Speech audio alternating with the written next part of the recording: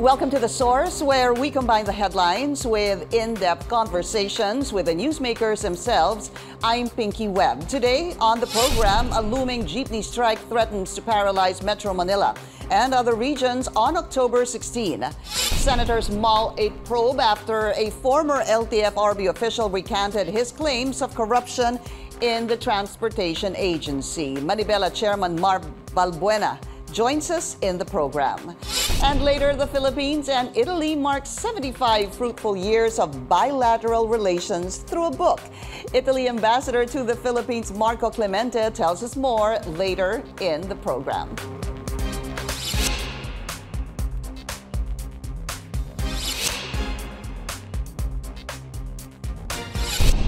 Transportation Group Manibela will push through with its plan to hold a nationwide strike on October 16, despite the many developments in the Land Transportation Franchising and Regulatory Board, or LTFRB. This week, LTFRB Chief Teofilo Guadis III was suspended after his former aide, Jeffrey Tumbado, alleged corruption in the agency through the Lagayan scheme. But 2 days later, Tumbado recanted his allegations against Guadis, Transportation Secretary Jaime Bautista, and even the Office of the President. But senators want to investigate Tumbado's recantation and the veracity of his earlier allegation that PUV operators had to pay transport officials up to 5 million pesos in exchange for franchises, special permits, and changes in routes. Let's go straight to the source of the story. We have Manibela Chairman Mar Balbuena. Mar, maraming salamat. Welcome to The Source.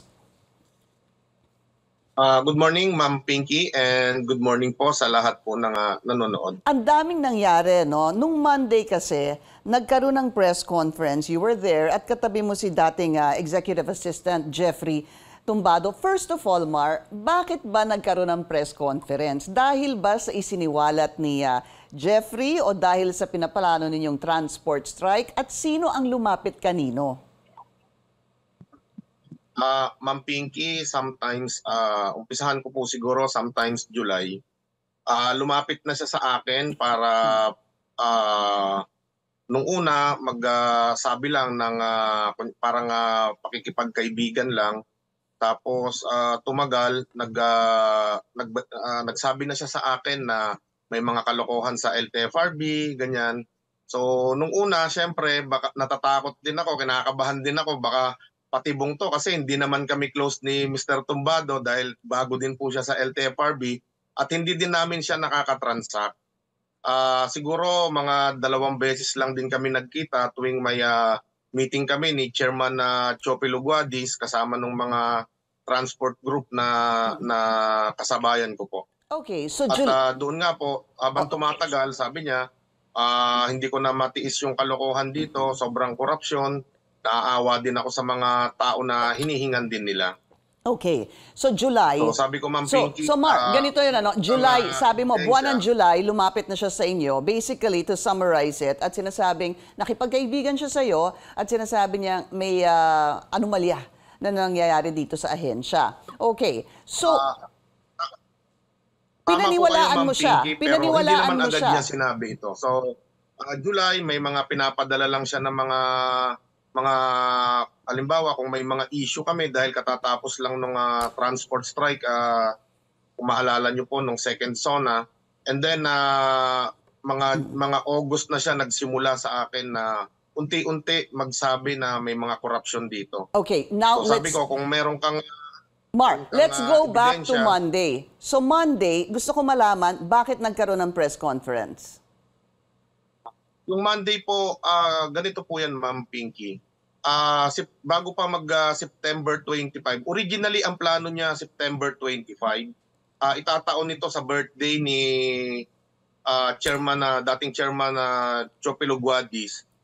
Sabi niya, magpapail ako ng kaso sa ombudsman ng September 25 and then diretso press con. Tapos sabi niya, samahan ko raw siya, samahan siya ng Manibela. Sabi ko, hindi pa kami ready at saka hindi ko pa ito na bibring up doon sa aking mga members. So sabi ko, preno muna tayo.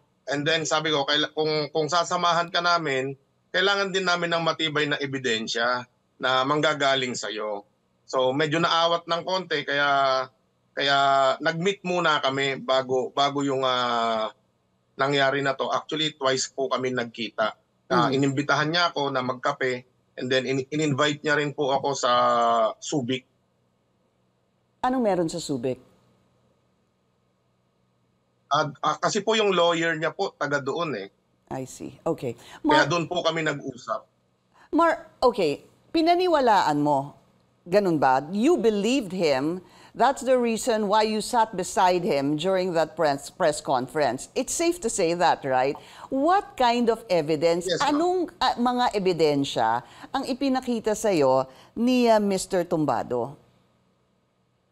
Actually ma'am, yung mga screenshot ng conversation po nila ni Mr. Guadis po, ni Chairman Guadis. And yung kaya po ako nag-decide na magpa-press con na sabi niya, sige, tutuloy lang natin yung press con kapag meron ng ifa-file na kaso. So originally po, magpa-file po muna kami ng kaso dapat ng Monday morning ng October 9 bago po yung press con. So sabi niya, hindi na muna, tuloy lang muna natin yung press con. Nagdalawang isip ka ba about sa kwento niya, sa personality niya, si Mr. Tumbado? Because two or three days later, he retracted. Umurong po siya dun sa kanyang mga sinabi at sabi niya na it was misguided. Everything he said was misguided, and in fact, he went on to apologize to the suspended chairman, to Secretary Bautista, and even to the Office of the President. Hindi ko po inaasahan yon, Ma'am Pinky, na babawi siya. Kasi sabi niya, kung babalikan ko yung mga conversation namin, sabi niya, laban na ito. Wala nang atrasan to. Yun ang sinasabi niya sa akin. Sabi ko, pag-isipan mo, nasa iyo lahat ng desisyon. Nung huli kaming magkita ng Friday, October 6, bago po yung press con. Doon nga po sa Olongapo. Sabi ko, dahil meron pang isang kaibigan na kausap din siya, na kinukonsulta din niya, at sabi ko, nasa inyo yung desisyon kasi ikaw magsasalita niyan, sabi ko, at ikaw magpapile ng kaso. Okay, why do you think he retracted? Ano ang theory mo? Pinag-aaralan ko din, Ma'am Pinky, kasi base doon kay Secretary Bautista, tinawagan ni Mr. Tumbado si Secretary Bautista. So nagtataka ako ngayon na bakit niya tinawagan para maglabas ng ganito. Hindi ko rin alam kung siya talaga ang tumawag o hinanap din siya. Kasi ang sabi niya sa akin, Tol, pasensya ka na.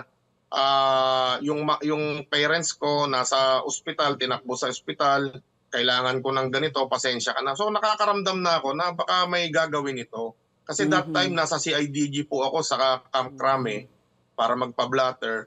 And narinig ko na lang na bumawi na siya, pero hindi ko nakita kung ano yung nilalaman po nung retraction niya, recantation niya.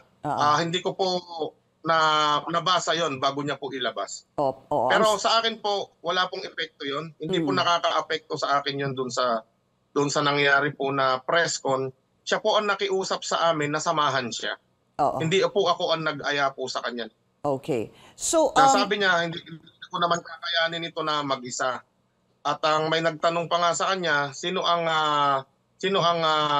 nilapitan mo para ilabas ito, at kasi hindi niya magawa po na mag-isa lang siya na magpa-press con po ng ganito. I understand. Do you feel na ginamit kayo? Do you feel used?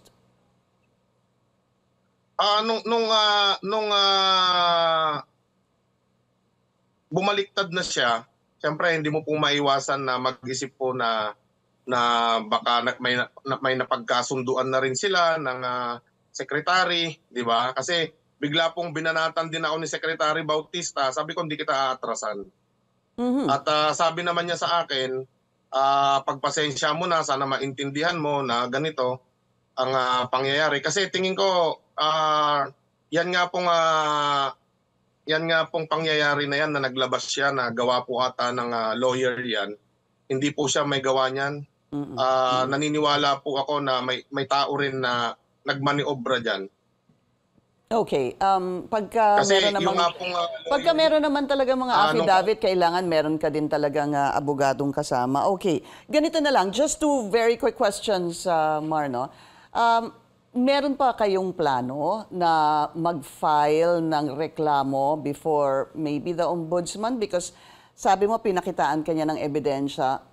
Did you keep these evidence? Do you have a screenshot of these evidence? Meron ka bang kopya? At anong plano ninyo with this? Kumpleto kumpleto po kasi yung ebidensya na binigay niya sa akin. Sorry, Ma'am Pinky. Yes, go ahead. Ano po to?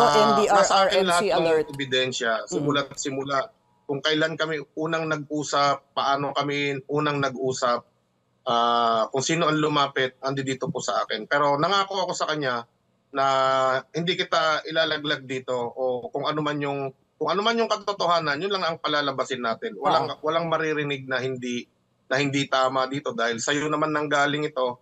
Okay. At kami redemption ito sa amin dun sa unang mga allegations namin dahil no less than the head of the executive assistant mismo ni Chairman Guadis ang naglabas nito. Although bumaliktad siya, hindi naman po namin pinaniniwalaan yung recantation po niya. Alright. Naniniwala kami na may kumilos po dito kasi nung medyo nadadawit na si Secretary Bautista, medyo doon na nagkaroon ng recantation samantalang nung kay Chairman Guadis, sinibak siya kaagad eh. Ganon kabilis yung mga pangyayari, Mama Pinky. Alright. Mar, At okay, we're gonna have to end it at that. in due time na magkaroon Manibela Chairperson. Hearing sa Senado at Congress, siyempre, hindi po pwedeng hindi natin ilabas itong mga hawak po natin. Right. There's an NBI investigation. I think pinapatawag na rin po si Mr. Tumbado and possibly Senate investigation on this. Maraming salamat po sa inyong Manibela Chairperson Mar Valbuena. Thank you, sir. Thank you, Ma'am Pinky. And coming up, a book aims to dive into the ties that bind the Philippines and Italy. We'll speak to Italian ambassador to the Philippines, Marco Clemente. This is The Source on CNN Philippines. Please stay tuned.